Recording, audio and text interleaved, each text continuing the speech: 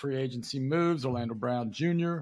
and Scott came in versus free agency, and Crawley wants to have this segment when we talk about the Bengals between now and training camp. He's going to give them a grade every week on. Well, all of you are. Yeah, we all are, but yes, but it was Crawley's idea to come up with it, and so since it's his idea, he'll go ahead and explain what the criteria is and things like that. So go ahead, take it away.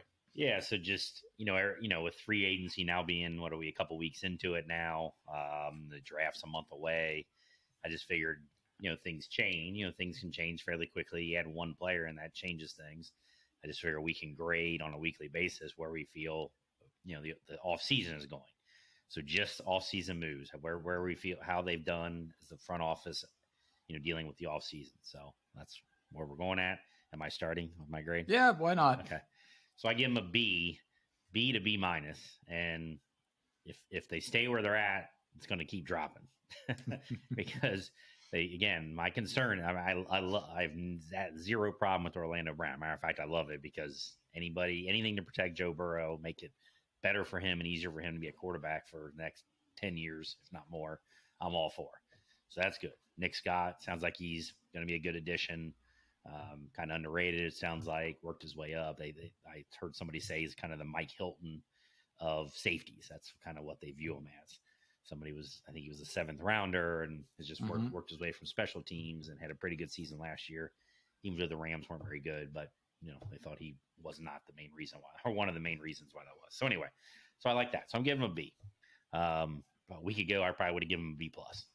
So my issue is that they're now putting themselves in a position where they have to draft for need, as opposed to having positions filled and then they can draft for want. They can draft whoever is the best player available, and they can just go with that. If I need to add another lineman or cornerback or linebacker or whatever, I can. But now we can't, or at this point, we're going to have to draft a running back, high.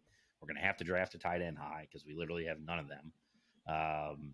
Other than Ozzie, and hopefully they don't view him as the starting tight end.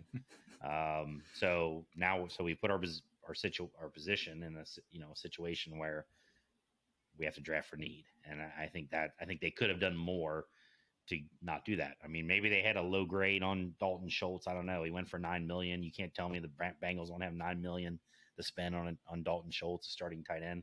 I mean, they do. Just bottom line, they do. They may not want to spend it. And they may not, they don't want to spend it on anybody if they don't have to. So, but now we have to draft a tight end. That's why my grade is not higher than a B to a B minus. All right, Sam? Yeah, I had the same grade as B, pretty much for the exact same reasons. I like the pickups.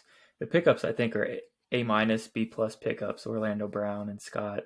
I'd still probably rather have Von Bell back, but it sounds like he wasn't really even interested in coming back. Doesn't sound like it was necessarily a Bengals thing.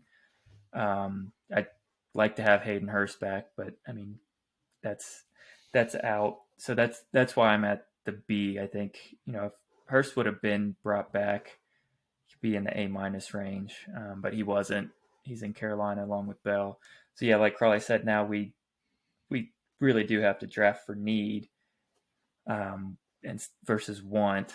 So, I mean, we've had this discussion a couple of times, with running back versus tight end or another position, but now it's almost like we kind of need both of them. So the order is just going to be, I guess the order is where you go off of where you have your best, who's higher rated, the running back or the tight end at the time. So, the only way I can see my grade for them dropping is if they bring in Ezekiel Elliott, and I think that would not be a correct. That would drop big time. Yes, yes that would not be the correct move. Even if you release Joe Mixon, you can't bring in Zeke.